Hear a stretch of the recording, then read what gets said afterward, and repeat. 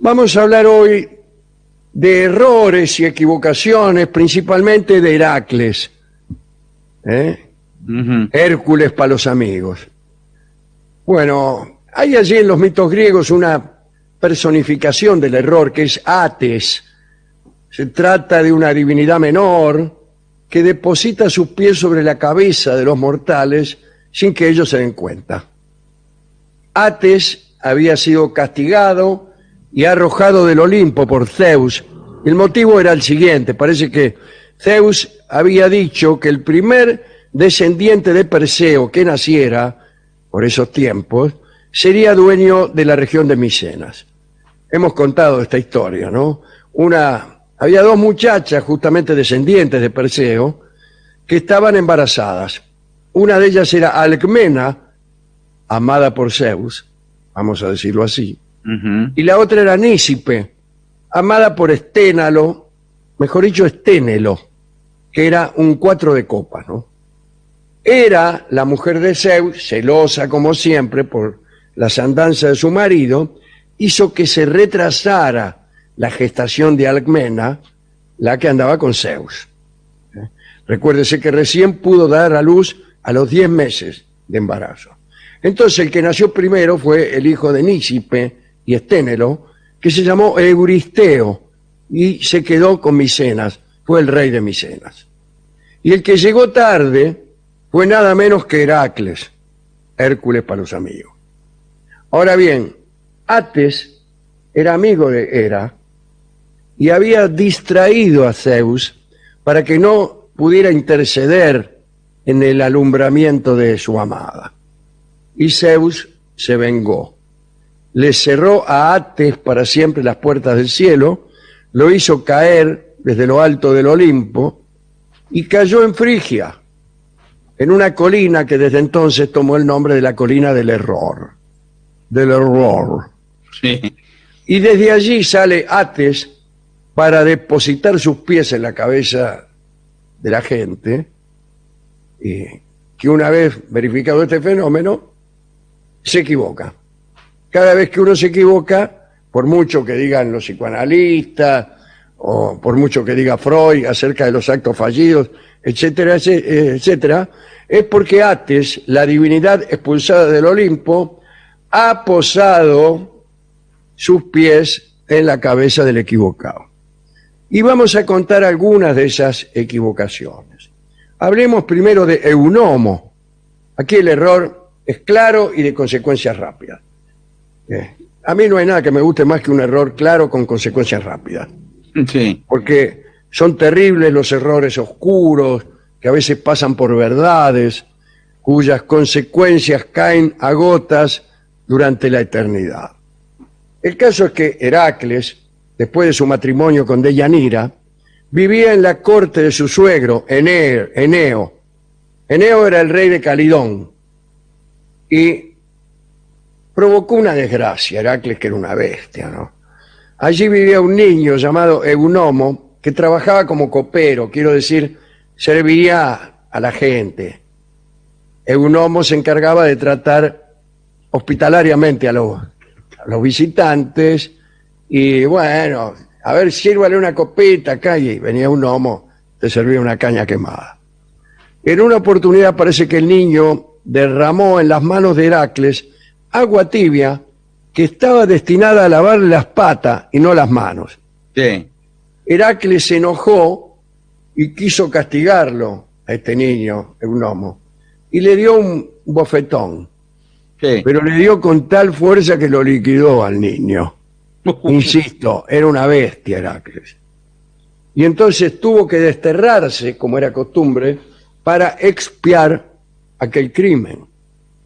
Y se marchó a Traquis con Deyanira para purificarse luego de aquel asesinato involuntario. Involuntario está por ahí nomás, porque el bollo se lo dio. Y ese fue un error que está en este catálogo. El otro error también lo protagoniza Heracles. Recuerden ustedes que la primera hazaña de Heracles durante su juventud fue matar al león de Citerón, una fiera muy grande y muy feroz que producía verdaderos desastres en los rebaños del rey Tespio.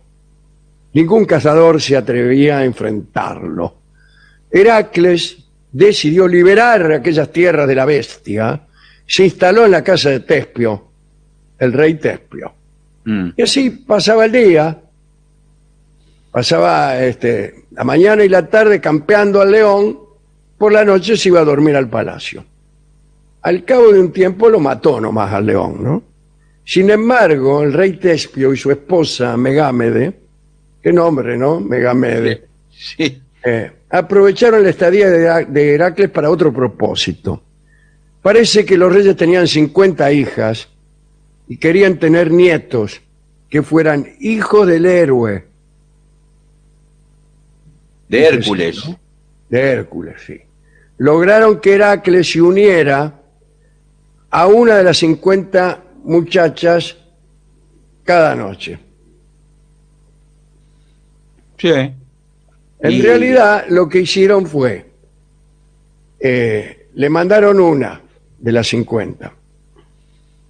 El héroe se enamoró de esta chica y le invitó a continuar con aquellos encuentros.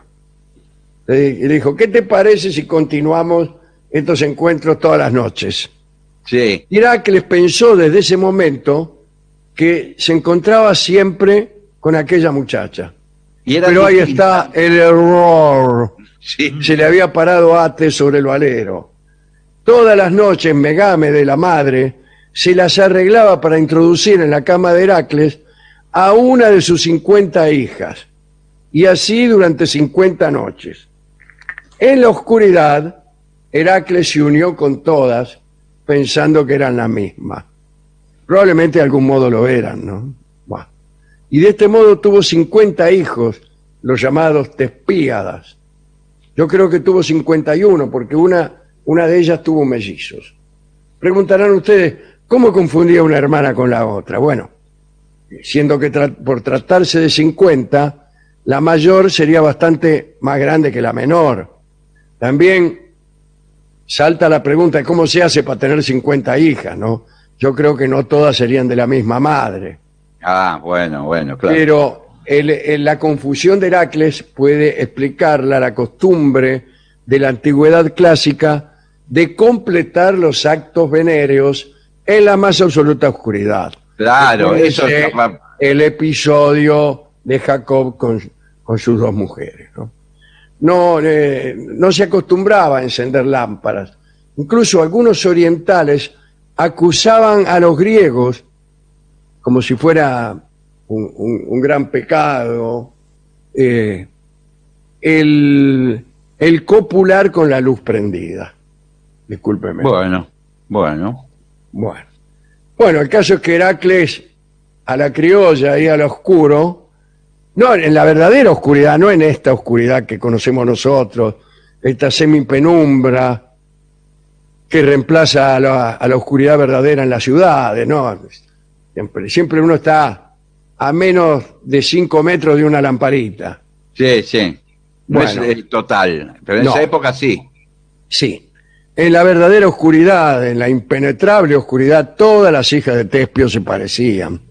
Pero también contribuía probablemente a esto la oscuridad de la mente de Heracles, ¿no? La oscuridad del amante que no discrimina. La oscuridad del amante infalible, que es el que no discrimina. El amante falible lo es muchas veces porque discrimina, porque no son para él todas las amantes iguales. Y entonces con algunas es muy eficaz y con otras insolvente. Y esto que parece un defecto es para mí la mejor virtud de un amante, que es el que establece diferencias. El que mantiene siempre la misma eficacia en realidad es el más indeseable de los amantes. Bueno, Ates, esta divinidad, tiene una característica en la que insisto. Uno no advierte su presencia, de modo que comete los errores que son hijos de ese posarse de Ates sobre nuestras cabezas, en la creencia de que está acertando. Es imposible entonces arrepentirse de errores que no registramos como tales. La pregunta sería, ¿y cómo se da cuenta uno de esos errores? ¿Cómo podría darse cuenta? La respuesta es que uno no se da cuenta de esos errores. A lo mejor vivimos convencidos de cosas que son absolutamente falsas. En este mismo momento, mientras hablamos del error y de la imposibilidad de registrarlo como tal, tal vez estemos cometiendo otro error que ni siquiera sospechamos. ¿Y qué podemos hacer ante esa duda, ante esa realidad, que es la posibilidad, a veces cierta y a veces remota, de que estemos cometiendo todo el tiempo gravísimos errores? Y la respuesta es hacer que las consecuencias de nuestros actos sean lo más livianas posibles. Rodearnos de una red tal de tolerancia y de cuidado, que si es verdad que estamos cometiendo errores, al menos estos no tengan consecuencias trágicas para nadie. Esto deberían aprenderlo antes que nada los jueces, pero también las personas que en su intolerancia piden de continuo toda clase de escarmientos para cualquier clase de actos reales, ficticios, supuestos.